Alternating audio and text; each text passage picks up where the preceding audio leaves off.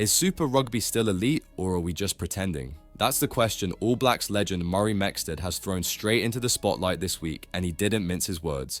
In a blistering interview on DSPN with Martin Devlin, the 71-year-old former Test star took aim at the current state of Southern Hemisphere rugby and put the blame squarely on South Africa's departure from Super Rugby.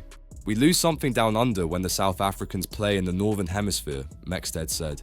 "And the Northern Hemisphere gains, their average player gets better, ours gets worse." Let that sink in. A legendary figure of New Zealand rugby is saying the Kiwis are going backwards, and he's not alone. It's been 4 years since the South African franchises, the Bulls, Lions, Sharks, and Stormers, were cut from Super Rugby and aligned with the European calendar, joining the United Rugby Championship. Since then, the URC has gained global traction. The Stormers won the comp in their first year, and European clubs are now seen as the new benchmark, something Mexted says should worry every Kiwi rugby fan. "I don't think we can carry on with the present format," he said. "We need to introduce something else from the Pacific. Moana Pacifica and Fijian Drua alone aren't enough." Mexted joins a growing list of former stars who believe Super Rugby is no longer the global standard it once was. Stephen Donald wants South Africa back. Israel Dag has echoed the same frustrations. Man Nonu went even further last year, claiming the top 14 is clearly ahead of Super Rugby by 2 notches.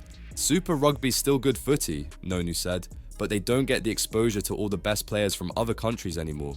The top 14 has them. South Africa hit the jackpot when they left."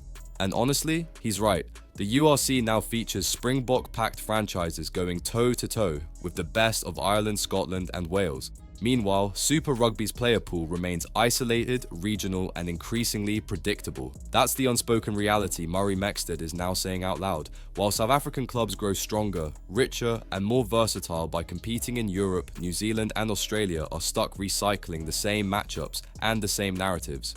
"The average player gets better when the competition is stronger. That's just a fact," Mexted said. "Right now, we're not getting that."